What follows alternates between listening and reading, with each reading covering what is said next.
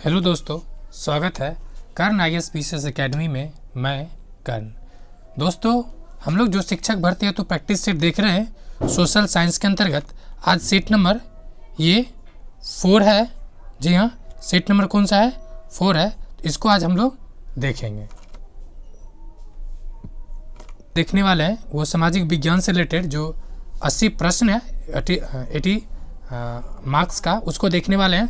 बाकी सेक्शंस भी देखेंगे और आज से आपको 2 वीडियो एटलीस्ट कम से कम 2 वीडियो पर डे मिलेगा, तो आप इसे भी ज़रूर देखें, सेकेंड पार्ट को भी। चलिए देखते हैं 71।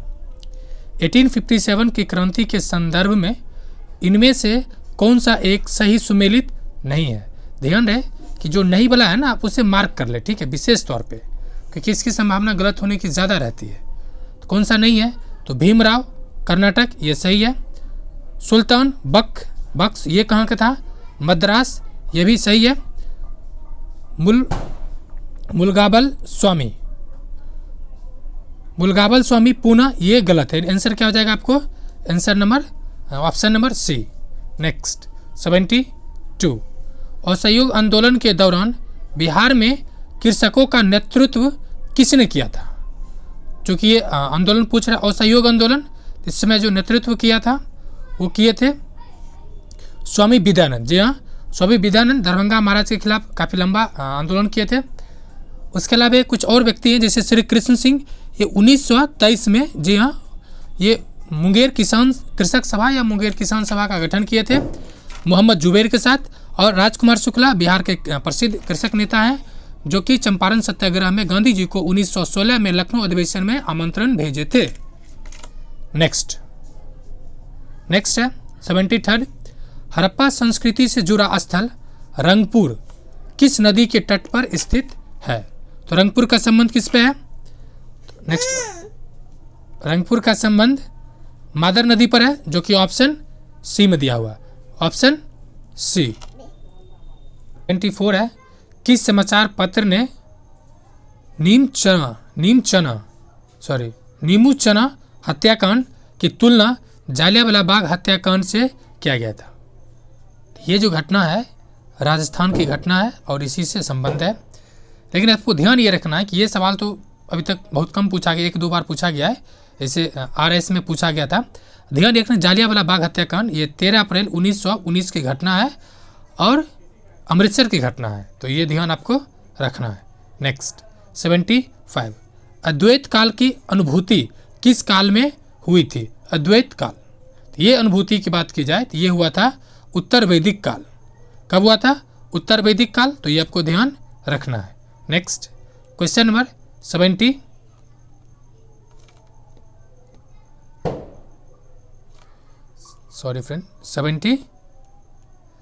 नंबर कह रहा है, औरंगजेब के समय में किस जाट नेता ने भरतपुर की स्थापना की थी? तो देखिए, औरंगजेब के समय हो न हो, बट आपको याद रखना कि कौन सा भरतपुर का स्थापना किया था, तो आपको काम चल जाएगा। ये किया था चूड़ामन। किसने किया था? Option A Chudaman. फ्रेंड्स, देखिए, नॉलेज होना अच्छी बात है, बट एलिमिनेशन होना बहुत ज़रूरी है, क्योंकि जिस तरह से जो TRE 1 में क्वेश्चन पूछा गया था, कम से कम 10 क्वेश्चन आप अपना जो कॉमन सेंस है ना उसके आधार पर बना सकते थे, इसीलिए एलिमिनेशन लगाने का हरसक या मैक्सिमम कोशिश करें। नेक्स्ट कह रहा है 77 में, निम्नलिखित में से किस शासक का मकबरा झील के मध्य स्थित बना हुआ है? अब देखिए, मकबरा है, ऑप्शन देखिए, तो आपको मिल जाएगा ऑप्शन नंबर बी, ये अष्टकुंडिया मकबरा है और ये शेरशाह सूरी का है। और कहाँ पर है? रोहतास में। रोहतास अर्थात बिहार में है। इसका स्टार्ट जो शेरशाह सूरी के समय में हो गया था, मतलब उसके जीवन काल में ही। नेक्स्ट है, निम्नलिखित में से किस मुगल सेनापति ने शिवाजी को 1665 में पुरंदर की संधि पर हस्ताक्षर करने के लिए विवश या बाध्य किया था? किसने किया था? तो ये किया था राजा जयसिंह ने। नेक्स्ट 79। चंद्रगुप्त मौर्य ने अपने जीवन के अंतिम वर्षों में एक जैन साधु के साथ दक्षिण भारत चला गया था। उस साधु यानी जैन मुनि का नाम क्या था? ये मेल थे जो भद्रबाहु थे। कौन थे? तो भद्रबाहु। और एक चीज़ आपको ध्यान रखना है कि जब अकाल पड़ा था मगध में, तो भद्रबाहु के नेतृत्व में ही जो भिक्षु थे वो कहाँ चले गए थे, राज्य से बाहर भिक्षा मांगने हेतु। क्वेश्चन नंबर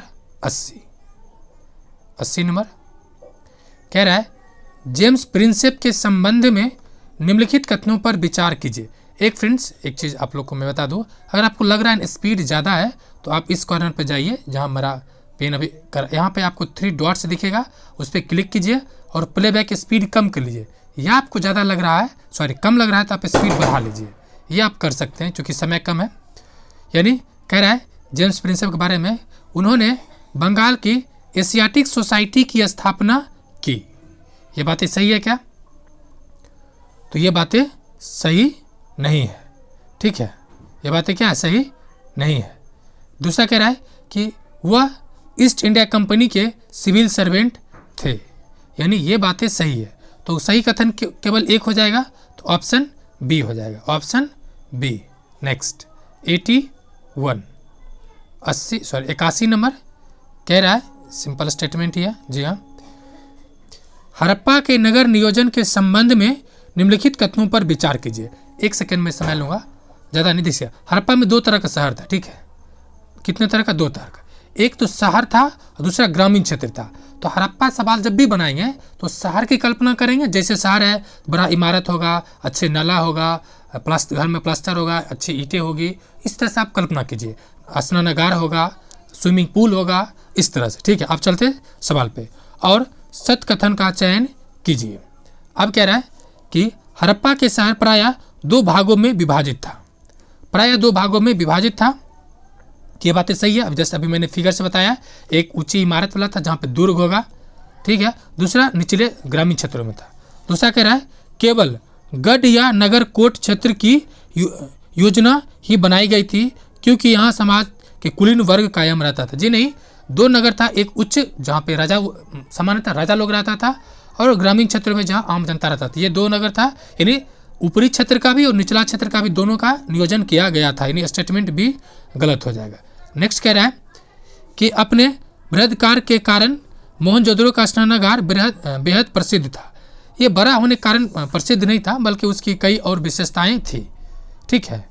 तो एक तो सीढ़ी नुमा था और विशेष ओकेजन पे उस पर उपयोग किया जाता था, पानी निकालने की बेहतर निकासी व्यवस्था था। तो बड़ा होना विशेषता नहीं है, उसमें जो मूल खासियत था वो उसकी विशेषता था। आंसर क्या हो जाएगा इसका? केवल 1 नंबर। नेक्स्ट क्वेश्चन नंबर 82 कह रहा है कांग्रेस ने अपने किस अधिवेशन में पूर्ण स्वराज का अपना ध्येय घोषित किया था? यह क्या था?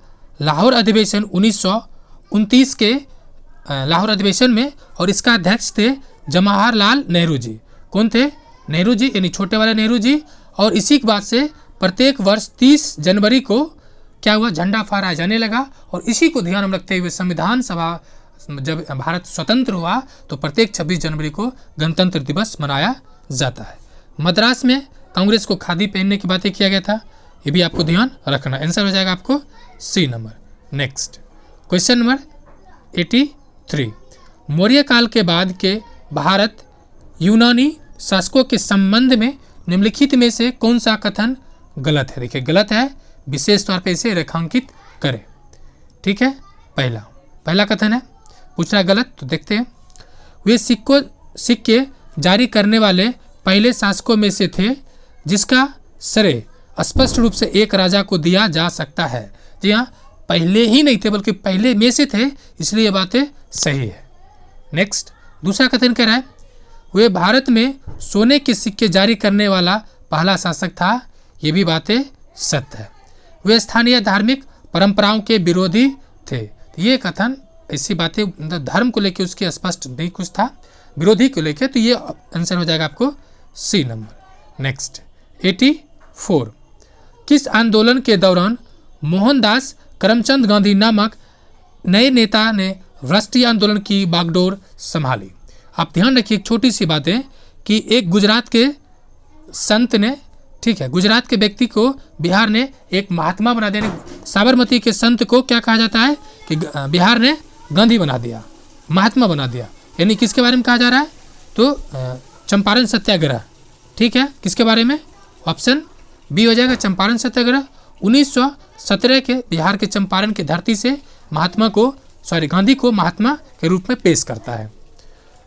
85 गुप्त वंश के शासन काल में कौन सा स्थान कला का प्रमुख केंद्र था?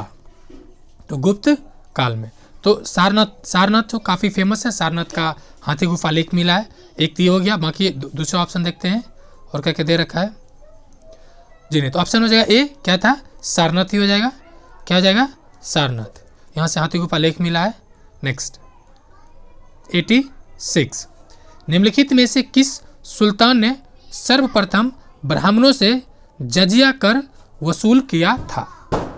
ये किसको श्रेय जाता है? ये जाता है फिरोज शाह तुगलक को, FST को। और इसका 2-3 काम फेमस है। एक तो सर्वाधिक नहर, जी हाँ, नहरों का जाल बनवाया। दूसरा इसने क्या किया? तो दास के लिए बेहतर व्यवस्था किया था, दास के लिए प्रशिक्षण के लिए। उसके अलावा अस्पताल भी, खैरात अस्पताल भी, ध्यान रखना ये सब। 87 चोल वंश के शासकों की महानता किस कार्य पर आधारित था? किस कार्य पर आधारित था? ये मिल जाएगा आपको श्रेष्ठ शासन व्यवस्था। इससे एक और सवाल पूछता है शासन में भी किस तरह से, तो इसका चोल वंश का स्थानीय शासन काफ़ी फेमस है। और स्थानीय शासन की बात की जाए तो लॉर्ड रिपन, जिसको भारत में स्थानीय शासन का जनक कहा जाता है, तो ये भी आपको ध्यान रखना है। 88 मुगल काल की वह कौन सी पहली इमारत है जो पूर्णतः संगमरमर से बनी थी? ये क्वेश्चन यूपीपीसीएस और बीपीएससी में भी ये पूछा जा चुका है। इसकी समझ सकते हैं, ये इसकी उपयोगिता। ये है इत्मा उद्दौला का मकबरा। सवाल इसमें खासियत क्या था? तो ये पूर्णतः संगमरमर से बना हुआ था, तो आपको ये ध्यान रखना है। नेक्स्ट 89 निम्नलिखित में से किसने पटना नगर की स्थापना की? तो पटना नगर को स्थापना करने का श्रेय जाता है, वो जाता है शेरशाह सूरी को। किसे जाता है? शेरशाह सूरी को। ये भी आपको ध्यान रखना है। नेक्स्ट 90 नंबर कह रहा है निम्नलिखित में से किस गवर्नर जनरल ने पिंडारियों और पठानों का दमन किया था? पिंडारी और पठान, ये हो जाएगा आपको Lord Hastings, option C number. Next question number 91 कह रहा है अलाउद्दीन खिलजी ने किस हिंदू शासक को राजरायन की उपाधि दी थी या उपाधि प्रदान किया था? यह किया था रामचंद्र देव को, ऑप्शन बी रामचंद्र देव। नेक्स्ट क्वेश्चन नंबर 92 नंबर कह रहा है कि अर्थशास्त्र में उल्लेखित सीता अध्यक्ष किस विभाग के अध्यक्ष था? देखिए पहली बात तो ये अर्थशास्त्र में तो है ही, और ये भी सवाल पूछा जाता है यहाँ से कि मौर्य शासन के अंतर्गत जो सीता अध्यक्ष था उसका क्या कार्य था? यह मिली था कृषि विभाग का प्रधान था। क्या था?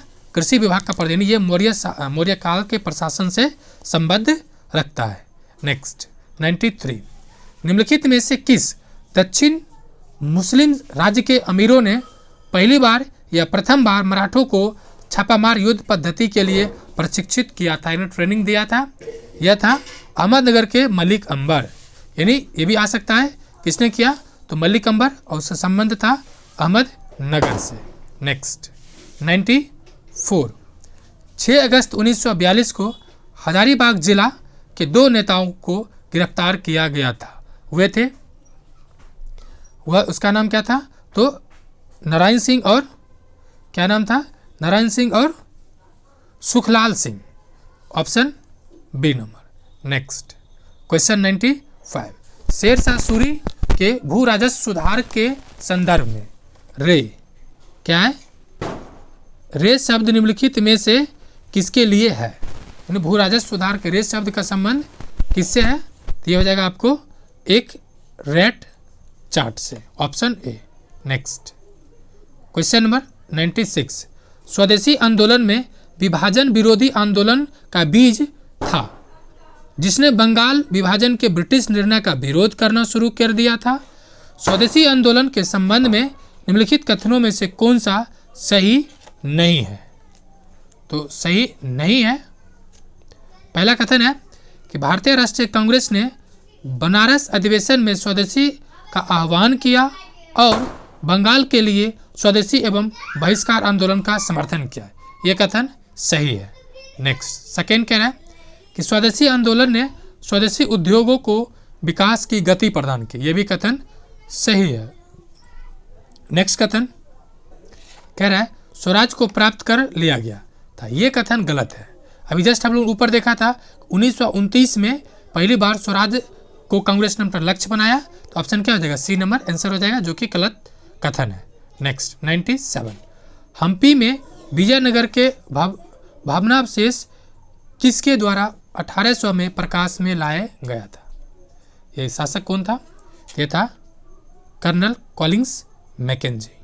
कभी कभी मिल जाएगा आपको के मैकेंजी भी, ये भी ध्यान रखना है। ऑप्शन ए हो जाएगा। हम्पी कर्नाटक का है, शहर है। 98 भगवान बुद्ध के महापरिनिर्वाण के बाद पहली बौद्ध संगीति हुई थी। कहाँ हुआ था, तो राजगिरी में।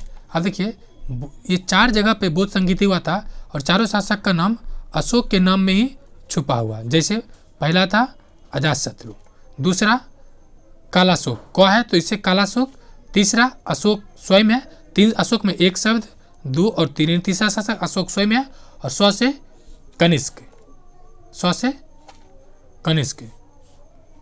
नेक्स्ट रेफरेंस ये अंतिम क होगा कनिष्क के लिए, अशोक यानी और गलती लिखा गया ऐसे होगा, अजातशत्रु, कालाशोक, कनिष्क और तीसरा नंबर पर स्वयं अशोक है। नेक्स्ट 99 कांग्रेस द्वारा पारित पूर्ण स्वराज 1929 के लिए संघर्ष की प्रस्तावना के बाद डैश को स्वतंत्रता दिवस का मनाया गया था। ये मुझे लगता है कि आज मैंने डिस्कशन किया, इसका जवाब आप जरूर दें।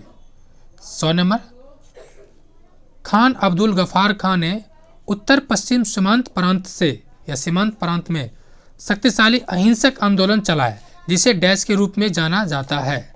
ये खुदाई खिदमतगार यानी ऑप्शन नंबर सी हो जाएगा।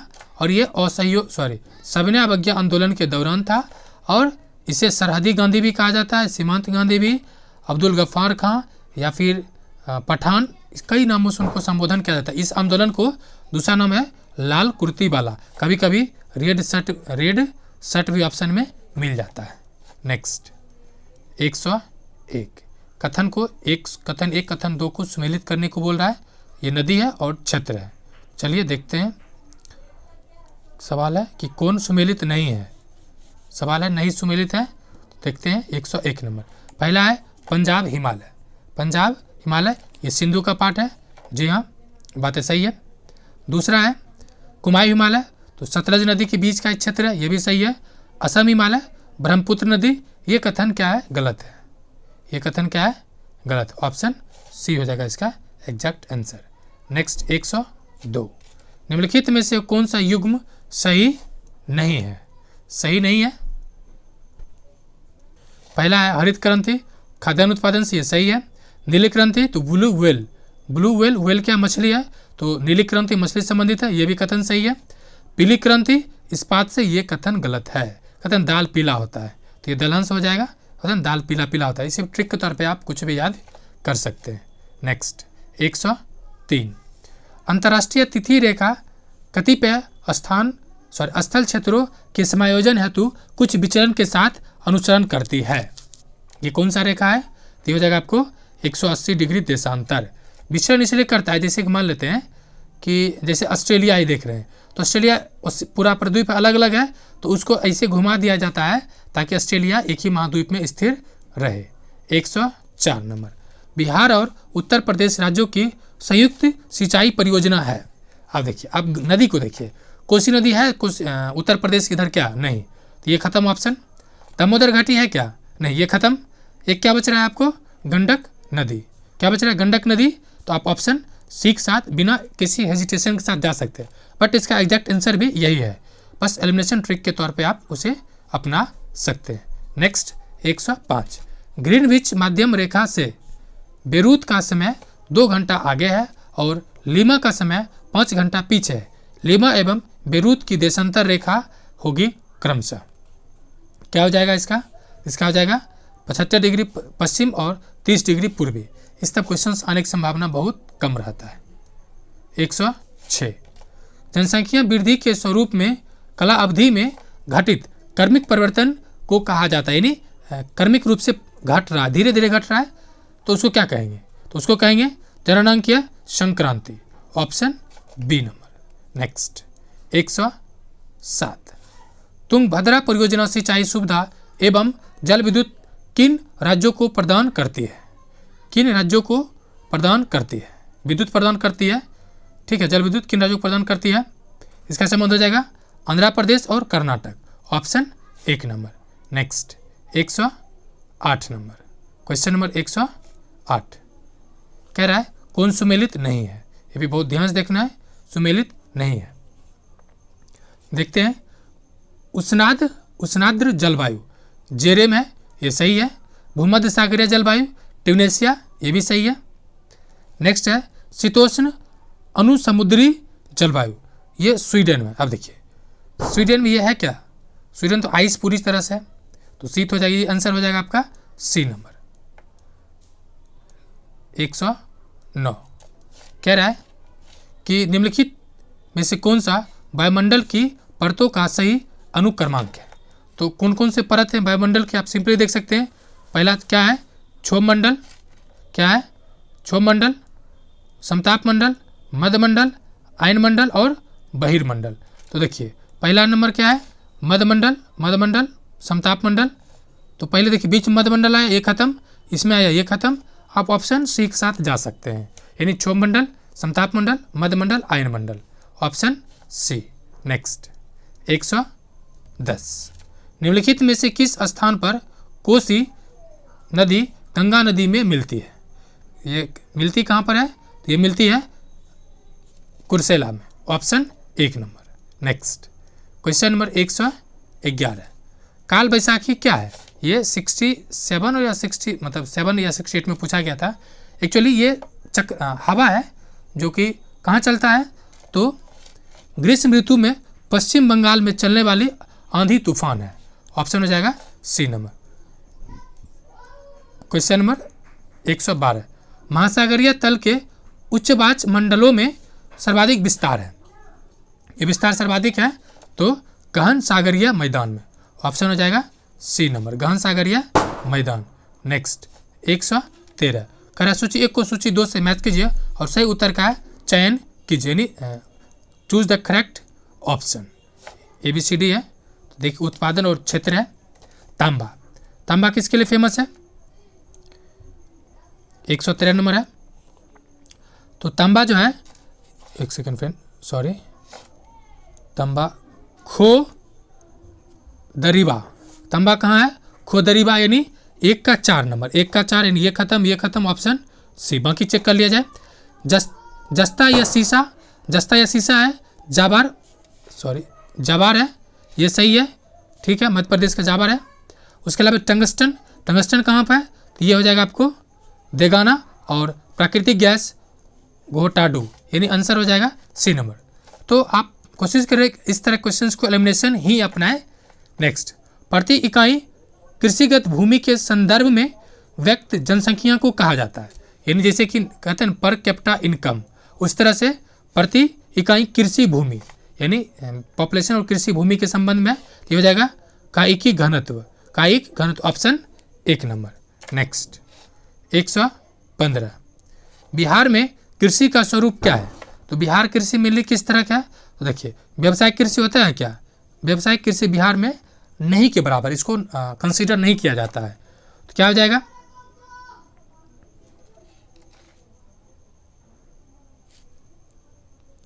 ऑप्शन बी को हटाइए, 2 खत्म 3 खत्म, आप ऑप्शन 1 साथ जा सकते हैं। कह रहा है जीवनदायिनी है, बिल्कुल सही है। हम लोग निर्यात नहीं करते भाई, हम लोग खाने को लाले पड़ता है, तो निर्यात कहाँ से करेंगे? और आत्मनिर्भर भी नहीं है, तो एक तरह से ऑप्शन बेहतर ऑप्शन ए है। नेक्स्ट 116 नंबर कह रहा है कि परिप्रशांत महासागरीय पेटी डैश वितरण से संबंधित है, किससे संबंधित है? क्या हो जाएगा? अर्थक्वेक से, यानी भूकंप से। नेक्स्ट 117 विषुवत रेखा के निकट स्थान विशेष पर ज्वार भाटा के समय में अंतर होता है। कितने समय में अंतर होता है? तो ये 12 घंटा 26 मिनट, ये एग्जैक्ट है। अब ये मतलब कई बार पूछा जा चुका है, तो आप इसे विशेष तौर पे देखें, 12 घंटा 26 मिनट। नेक्स्ट निम्नलिखित में से पश्मीना प्रजाति से संबंधित है। पश्मीना ऊन के लिए फेमस है, और आप ट्रिक के तौर पे देख सकते हैं कि ऊन किस किस प्रजाति से निकाला जाता है। तो ऑप्शन देख सकते हैं किससे, तो बकरी से, भेड़ और खरगोश से, यानी इसका आंसर हो जाएगा आपको बकरी। नेक्स्ट ऑप्शन बी हो जाएगा। 119 शीतोष्ण कटिबंधीय कोनधारी वन पाए जाते। कौन आ गया? तो आपके दिमाग में होना चाहिए कहाँ पे, जहाँ पे कौन किस लिए रहता है, ताकि बर्फ यहाँ से पिघल सके। ठीक है, तो ये आंसर क्या हो जाएगा आपको? हो जाएगा टैगा प्रदेश, ऑप्शन सी नंबर। नेक्स्ट 120 कह रहा है कि निम्नलिखित कथनों पर विचार कीजिए। तो चलिए हम लोग कथन पर विचार कर ही लेते हैं। एबीसीडी दे रखा है, छोटा कर देते हैं ताकि ऑप्शन आपको स्पष्ट दिखे। पहला है, फर्स्ट है कि स्थल मंडल, थोड़ा स्पष्ट देखिए, स्थल मंडल में पृथ्वी की परत की चट्टानों और मिट्टी की पतली परतें शामिल होता है। यानी स्थल मंडल में क्या क्या शामिल होता है? तो पृथ्वी की परत की चट्टानें और मिट्टी की पतली परतें शामिल होता है। ये बातें सही है। समुद्र तल का स्तर सभी जगह समान रूप से रहता है। तो ठीक है, समुद्र तल का, ये बातें भी सही है। नेक्स्ट है कि भूमि की ऊंचाई समुद्र के तल से मापी जाती है। भूमि की ऊंचाई समुद्र तल से मापी जाती है, जिसे एक रूप में लिया जाता है। उपयुक्त में से सही कथन कौन है? तो ऑप्शन बी, ए और बी सही है, और ऑप्शन के अनुसार हो जाएगा आपको 1 नंबर। नेक्स्ट 121 निम्नलिखित में से सत्य कथन का चयन करें, यानी सही कथन कौन सा है? तो चलिए देख लेते हैं। पहला है, फर्स्ट कथन है कि पुल निर्माण पुल, सड़क, मशीनरी और मानव वाहन निर्मित संसाधनों का उदाहरण है। पूछ रहा है ये किसका उदाहरण है? यानी पुल, सड़क, या मतलब निर्माण, पुल, सड़क, मशीनरी और मानव वाहन, मानव निर्मित संसाधनों का उदाहरण है। जी हाँ, ये मानव निर्मित तो है, इसमें तो कोई शक नहीं है। दूसरा कह रहा है तकनीक एक मानव निर्मित संसाधन है। जी हाँ, ये भी संसाधन है।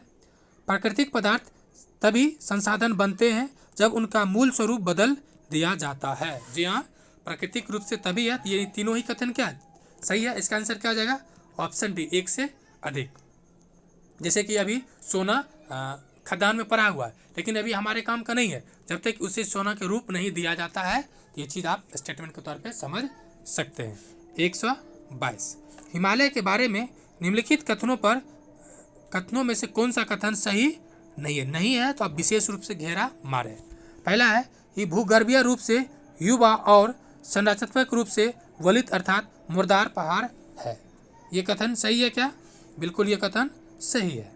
यह सिंधु से ब्रह्मपुत्र तक पश्चिम से पूर्व तक विस्तृत है, पूर्व दिशा में विस्तृत है, सिंधु से ब्रह्मपुत्र तक, ये भी कथन सही है। नेक्स्ट कथन कह रहा है कि पूर्व अर्ध भाग की तुलना में पश्चिम अर्ध भाग में ऊंचाई भिन्नता अधिक है।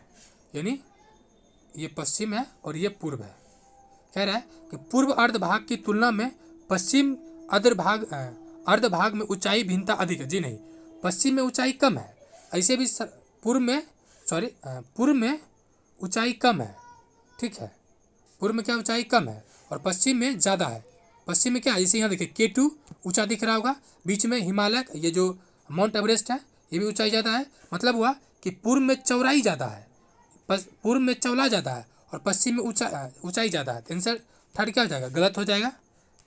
नेक्स्ट 123 बिहार राज्य में गरीबी रेखा के नीचे लोगों की अधिकतम जनसंख्या होने का कारण है। कौन सा कारण है? तो भू सुधार और सफलता, ये पहला कारण है। राजनीतिक इच्छा शक्ति का अभाव, ये भी कारण हो सकता है। श्रमिक वर्ग की अधिक जनसंख्या, जी हाँ, श्रमिक अधिक है, ये भी कारण नहीं। उपरोक्त में से सभी क्या है? सही कथन है। बिहार में गरीबी रेखा या गरीबी से नीचे अधिक होने का कारण।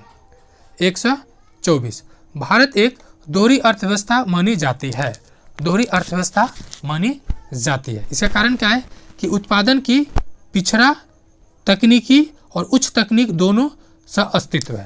देखिए दोहरी अर्थव्यवस्था मतलब क्या हुआ कि हम इन्वेस्ट ज़्यादा पूंजी भी लगा रहे हैं और उत्पादन तो हो रहा है लेकिन हमारा बचत कम हो जा रहा है एक तरह से। इसका आंसर क्या हो जाएगा? 1 number.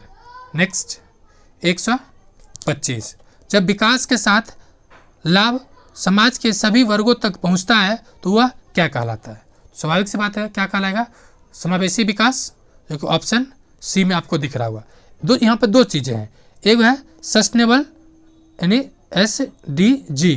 SDGs sustainable development goals, ये आया 2015 में, ठीक है, पेरिस समझौता में आया और 2016 से ये लागू है, अभी यही लागू है जो 2030 तक इसको प्राप्त करना लक्ष्य है। दूसरा है ये शब्द, ठीक है, मतलब सस्टेनेबल डेवलपमेंट शब्द आया ब्रटलैंड रिपोर्ट 1987 में, ठीक है, ये भी ध्यान आपको रखना, जो यूनाइटेड नेशन के द्वारा आया गया था।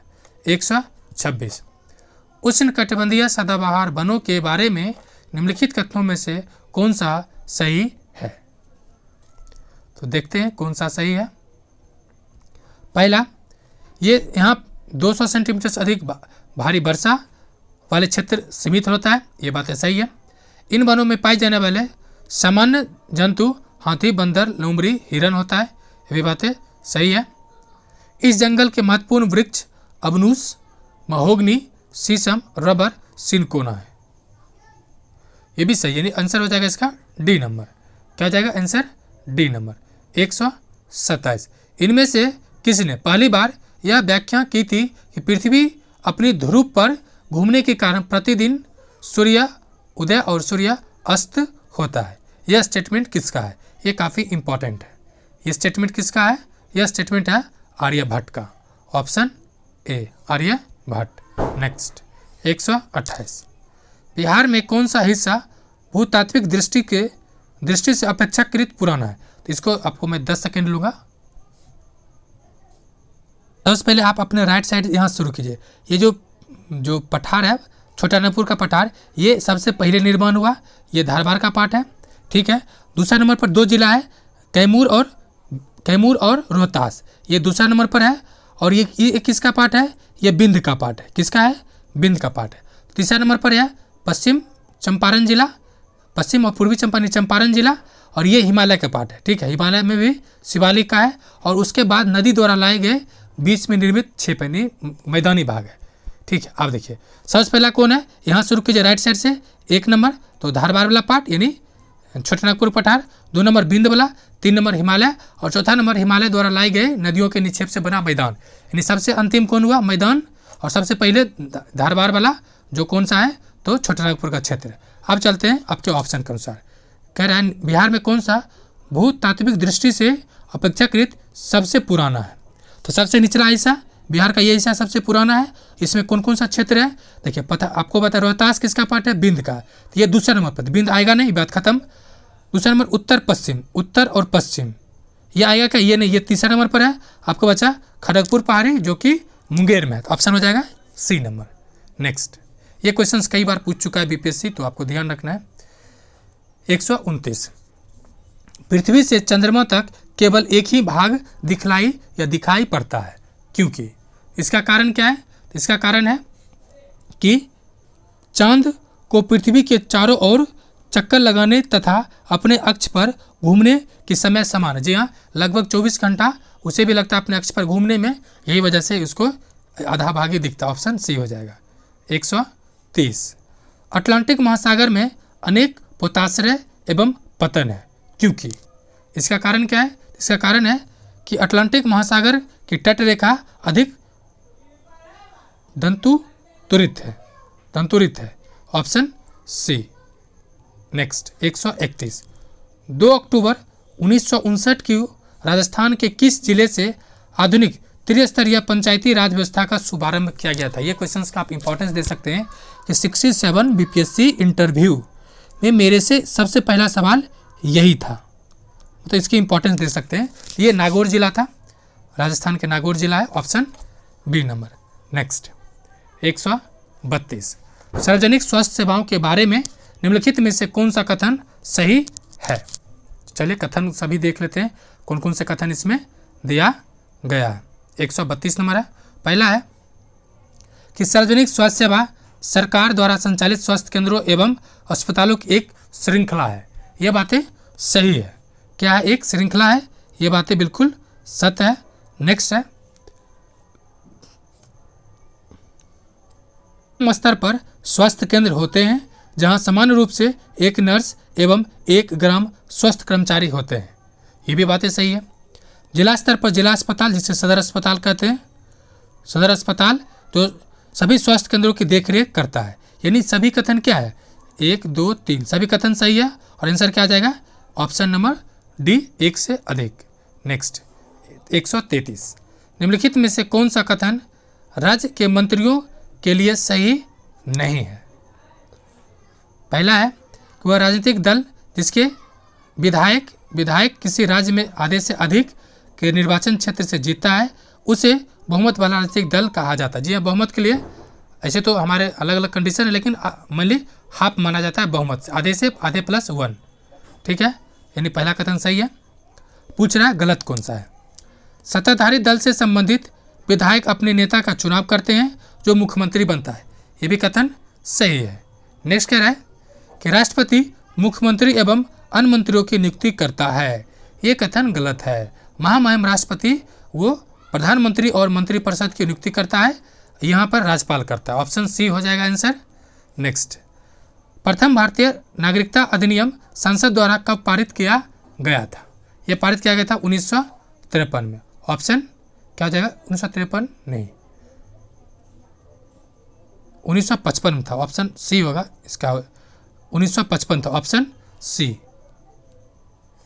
135 74वें संविधान संशोधन के द्वारा नागरिक निकायों के कार्यों को भारत के संविधान की किस अनुसूची में सूचीबद्ध किया गया था। 74वें संविधान संशोधन ये था 12वीं अनुसूची जो ऑप्शन बी में दे रखा है। 10 में क्या है? तो दल बदल। 8 में क्या है? भाषा, जो कि 22 भाषा के बारे में उल्लेख है और मूल संविधान में केवल 14 ही भाषा था। नेक्स्ट 136 राज्य सूची के किस विषय को राष्ट्रीय हित का विषय घोषित करने का अधिकार किसे? मतलब राज्य सूची के किसी विषय को यह कर सकता है राज्यसभा। अनुच्छेद 249 के तहत इसे विशेष शक्ति प्राप्त है। नेक्स्ट 137 कह रहा है व्यक्ति का वह अधिकार जो उसे सहज ही प्राप्त जिसे उसे वंचित नहीं किया जा सकता और नहीं उसे स्थानांतरित किया जा सकता है। यह कौन सा हो जाएगा? तो यहाँ पे कई अधिकार हैं। एक तो हो जाएगा सबसे पहला तो प्राकृतिक अधिकार। प्राकृतिक अधिकार में एक व्यक्ति जन्म लिया उसके साथ ही उसकी अधिकार जुड़ जाते हैं। खाने का अधिकार है, जीने का अधिकार है, श्वास लेने का अधिकार है, उसी में आ जाता है। प्राकृतिक अधिकार के अंतर्गत मौलिक अधिकार भी आप भारत के विशेष संदर्भ में आप कह सकते हैं। 138 संसद सदस्यों के अतिरिक्त निम्नलिखित में से किसे संसद की कार्रवाई में भाग लेने का अधिकार है। यह है अटॉर्नी जनरल ऑफ इंडिया यानी महान्यायवादी, जिसका संबंध अनुच्छेद 76 में है। 139 नागरिक कानून के लिए निम्नलिखित में से कौन सा कथन सही नहीं है। नागरिक कानून के लिए कौन सा कथन सही नहीं है? तो हो जाएगा आपको किसी व्यक्ति के अधिकार को पहुंचाने जाने वाले नुकसान या चोट से निपटाना। ये अधिकार है। ठीक है, यानी ये आंसर आपका नहीं होगा चूंकि वो अधिकार है। प्रभावित पक्ष या किसी अन्य की ओर से संबंधित न्यायालय के समक्ष याचिका पर दायर की जानी चाहिए। ये नागरिक अधिकार के संबंध में नहीं है, यानी ये कथन क्या हो जाएगा? गलत हो जाएगा। ऑप्शन बी हो जाएगा। नेक्स्ट 140 कह रहा है यदि राज्य सरकार राजनीति के निर्देशक सिद्धांतों को क्रियान्वयन नहीं करती है तो उसे पालन करने के लिए कौन सा बाध्य कर सकता है। वैसे तो हमारे संविधान में कोई बाध्य नहीं कर सकता है। ठीक है, कोई बाध्य नहीं कर सकता है। बाकी चूंकि यहाँ पे मतदाता ऑप्शन दे रखा है तो राज्य ये मतलब क्या हो गया कि DPSP क्या मतलब हो गया? Directive principle of state policy, राज्य के नीति निर्देशक तत्व, क्योंकि उसमें जो संबंधित प्रावधान है अगर उसे लागू नहीं करता है सरकारें तो मतदाता अपने मतदान के माध्यम से सरकार बदल सकता है। ठीक है, जो कि मतदाता ऑप्शन में है, तो आप इसके साथ जाइए, आंसर हो जाएगा बी नंबर 141। कह रहा है मौलिक अधिकार को सूची 1 के सूची 2 से मैच कीजिए। तो चलिए सूची को देखते हैं। पहला अधिकार है समता का अधिकार, यह है 14 से 18, ठीक है। दूसरा है शोषण के विरुद्ध अधिकार, यह है 23 और 24, अनुच्छेद 23-24। उसके बाद है संस्कृति और शिक्षा का अधिकार 29 और 30। उसके बाद है स्वतंत्रता का अधिकार, ये 19 से 21 तक है, ठीक है, 19 से 22 तक है। बाकी आप अनुच्छेद इसमें देख लीजिएगा कौन कौन क्या है, ठीक है। नेक्स्ट 142, इन तत्वों में से कौन सा तत्व मौलिक अधिकारों के अंतर्गत आता है और राज्य के नीति निषेध तत्व के अंतर्गत नहीं आता है। इन्हें सीधे पूछ रहा है कि राज्य के मतलब डीपीएसपी के अंतर्गत नहीं है। तो समान कार्य के लिए समान वेतन, ये आता है डीपीएसपी, ये अनुच्छेद 39 डी का पार्ट है। और इससे संबंधित कानून भी है कि समान पारिश्रमिक अधिनियम 1976, ये भी पूछा जा सकता है। नेक्स्ट कह रहा है कि सरकारी नौकरी में योग्यता के आधार पर अवसर समान अवसर का होना, ये मूल अधिकार का पाठ है। अनुच्छेद 16 का संबंध है इसका, अनुच्छेद 16, ये बातें सही है। निःशुल्क प्राथमिक शिक्षा की व्यवस्था, ये अनुच्छेद कहाँ पर, इसका आंसर हो जाएगा सी नंबर, ये अनुच्छेद 21A का पाठ है। नेक्स्ट 143, राज्य के कार्यों की परंपरागत विचारधारा के अनुसार अनिवार्य तथा ऐच्छिक 2 भागों में बांटा गया है, लेकिन वर्तमान समय में राज्य की किस अवधारणा के अनुसार अनिवार्य और ऐच्छिक का भेद समाप्त है तथा समस्त कार्य अनिवार्य ही माना जाता है। यह मेनली है लोक कल्याणकारी राज्य की अवधारणा, वेलफेयर स्टेट का अवधारणा। और ये जो कॉन्सेप्ट है ना, ये जो हमारा नोबेल पुरस्कार जो अमर्त्य सेन है, ठीक है, ये भी मतलब इससे संबंधित बातें कही थे। नेक्स्ट 144, भारत का कोई नागरिक अपनी नागरिकता खो देगा, इसके लिए हमारे संविधान में अलग अलग क्राइटेरिया है। पहला, भारतीय नागरिकता परित्याग करता है तो जरा खो जाएगा। स्वेच्छा से अन्य देश की नागरिकता प्राप्त करता है तो इसके लिए आप राहुल गांधी का एक विवाद याद कर सकते हैं। कहा जाता है बार बार कि वो किसी अन्य देश की नागरिकता प्राप्त किया है, ठीक है, ये भी कारण है। दूसरा, किसी अन्य देश की नागरिकता से विवाह कर सकता है, तो ऐसी हमारे संविधान में कोई व्यवस्था नहीं है, आप किसी अन्य देश के नागरिक से विवाह कर सकते हैं, ठीक है, कर सकते हैं। दूसरा है सरकार की आलोचना करना, तो सरकार की आलोचना करने की नागरिकता खतरा में नहीं आ सकता है, यानी क्या हो जाएगा, ऑप्शन 1 और 2 सही है और ऑप्शन नंबर सी। आप चाहें जैसे हमारे देश में नेपाल बहुत सारे नेपाल मुल्क के व्यक्ति से विवाह होता है, पाकिस्तान मुल्क से व्यक्ति को अभी जस्ट हाल ही में आपने विवाद सुना होगा, तो बाकी आप चीज़ें समझ ही रहे हैं। 145, 91 में संविधान संशोधन अधिनियम के द्वारा राज्य मंत्रिपरिषद की सदस्य संख्या अधिकतम कितना निर्धारित किया गया था, तो 15%, मुख्यमंत्री सहित। तो ऑप्शन क्या हो जाएगा, कुल विधानसभा के सदस्य का 15%। इसके कुछ अपवाद भी हैं, तो उसको बाद में चर्चा किया जाएगा। 146, निम्नलिखित में से कौन सा एक आदेश किसी व्यक्ति को गैर कानूनी ढंग से बंदी बनाए जाने पर उसकी स्वतंत्रता सुनिश्चित करने के लिए उच्चतम न्यायालय द्वारा जारी किया जा सकता है? रिट, वो रिट हो जाएगा बंदी प्रत्यक्षीकरण, मतलब स्वशरीर उसको उपस्थित कराना है 24 आवर के अंदर, ऑप्शन ए। 147, भारतीय संविधान के 44वें अनुच्छेद के अनुसार समान संहिता की परिकल्पना निम्नलिखित में से किनके लिए है? तो किसके लिए है? तो ये नागरिकों के लिए है। आपके देखिए ये क्वेश्चंस बहुत ट्रिकी है। पहले क्या है, धार्मिक निकाय के, जी नहीं, सभी नागरिकों के लिए है, किसी धर्म विशेष के लिए इसमें नहीं है, ठीक है। तो ऑप्शन हो जाएगा सी नंबर। नेक्स्ट 148, भारत में किस कारण से शासन संघात्मक है? इसके आपके जो 7th क्लास के NCERT है उसमें 5 कारण दिया हुआ है, ठीक है। पहला है स्वतंत्र न्यायपालिका, जी हाँ। लिखित संविधान, जी हाँ। संविधान में संघ राज्यों के मध्य शक्तियों का वितरण किया जाना, ये भी बातें सही है। नेक्स्ट है, यानी इसका आंसर क्या हो जाएगा 148 का उपयुक्त में से एक से अधिक, ठीक है, क्या हो जाएगा एक से अधिक। बाकी अगर 4 ऑप्शन क्वेश्चन रहता है, ठीक है, 4 ऑप्शन रहे तो आप उसमें से केवल सी के साथ जा सकते हैं, ठीक है, सी के साथ। अगर 4 ऑप्शन है तो सी के साथ, सी के साथ, लेकिन अगर मल्टीपल ऑप्शन है तो आप डी के साथ, क्योंकि लिखित संविधान भी उसमें अनिवार्य है, क्योंकि लिखित संविधान के आधार पर ही शक्ति का विभाजन होता है। ठीक है। 149 संसद की कार्रवाई में शून्यकाल का अर्थ है, जैसे कि 12 से 1 के बीच में आप जैसे घड़ी देखिएगा क्या होता है, शून्यकाल, यानी नए घड़ी की शुरुआत होता है नए आवर का, उसी का मतलब हुआ शून्यकाल। अब चलते हैं ऑप्शन के अनुसार।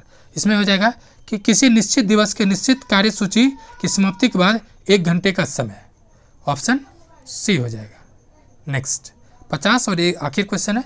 इससे पहले अगर आपको PDF चाहिए फ्रेंड्स, तो PDF के लिए आप हमारे टेलीग्राम ग्रुप ज्वाइन कर सकते हैं, उसके लिए लिंक आपको दिया गया है कर्ण IAS PCS अकेडमी, या आप सर्च कर सकते हैं या डिस्क्रिप्शन में लिंक दिया हुआ है। संविधान की किस धारा के अंतर्गत अस्पृश्यता पूरी तरह से समाप्त कर इसके प्रचलन का किसी रूप में निषेध किया गया है? यह है अनुच्छेद 17 में। अनुच्छेद 13 में क्या है, तो ये दिया गया है कि जो जुडिशियल रिव्यू से संबंधित है, और अनुच्छेद 19 में स्वतंत्रता से संबंधित है। ये आपका 100 मतलब क्वेश्चंस पूरा हुआ। बाकी इसका अगर आपको PDF चाहिए, कंप्लीट PDF, ठीक है, तो उसका कुछ चार्ज है, अभी PDF बन रहा है, जिसमें से आपको डिटेल सॉल्यूशन के साथ जो बुक में दिया गया है वो आपको मिल जाएगा। वीडियो देखने के लिए आपको बहुत बहुत शुक्रिया एंड जय हिंद फ्रेंड्स।